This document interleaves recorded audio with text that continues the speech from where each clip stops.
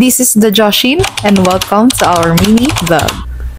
Eto sana yung uulamin namin para sa hapunan. Ang sarap niya sanang isigang, kaso nung tinimbang Zai, ang mahal. Tas short pa ako sa budget, kaya pusit na lang yung binili ko. Tapos nakita ko nga tong kapatid ko bumibili ng pandesal. Sumabay na nga kami sa kanya pa uwi. Pag uwi nga namin, nag-almusal din kami kaagad. Tas hindi ko alam yung pakiramdam ko ngayon na para akong tamad na tamad. Tuesday nga ngayon at araw ko ng paglalaba. Umakyat na nga ako dito sa kwarto para kunin yung kumot, punda at bedsheet. Tapos bumaba na rin ako kaagad. Onti nga lang yung lalabhan ko ngayon kaya isasabay ko na rin yung kanila Mama Claire. Kagabi pa lang nasegregate ko na lahat ng mga labahin ko. Kaya diretso unang basa at salang nasa washing. Kasi ito na nga si Bebo, nagsisimula na siya.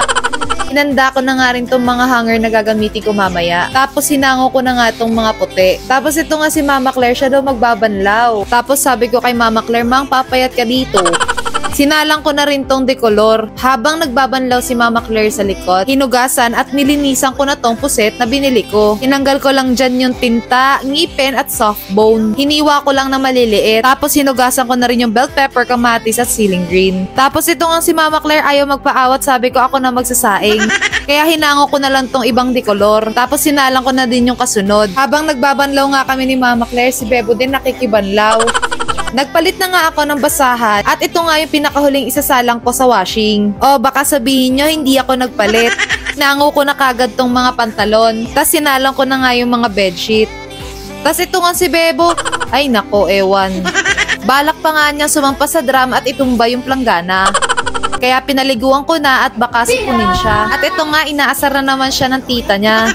At kapag nakita niya na yung bike niya, dire-diretso na yan siya sasakay. At alam niyang susunduin na namin yung kuya niya. Basta gala, mabilis pa nga to si Bebo sa kidlat. At eto nga, hindi siya tinitigilan ng tita niya sa pang-aasar kaya nag-acting na lang siya. Hindi ko nga nabidyohan si Kuya Zion na palabas ng school dahil nga naiwan yung phone ko. Obvious naman Zay na wala akong dala, diba? Kasi ito nga si Kuya Zay, kung makatapon ng sapatos niya, kala mo di nagagamitin.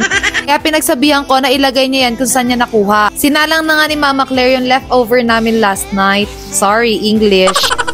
Tapos ito nga si Bebo, di nagpaawat, patos na kahit walang ulam. Pero ba't parang naligo ka ng kanin, Bebo? Pagkatapos nga ni Bebo kumain na din kami ni Kuya Zion. Tapos parang hindi nga ako nasasatisfied sa kinain ko, kaya nagluto ako ng tuyo. Sorry, hindi ako nangiinggit pero parang ganun na nga. Tapos alam mo, masarap tong tuyo kapag masarap din yung suka. Tapos dapat masarap ka din. Charis! Girl, kain tayo! Ayan, at may gana na nga akong kumain. O siya, hanggang dito na lang. See you on our next vlog. Bye!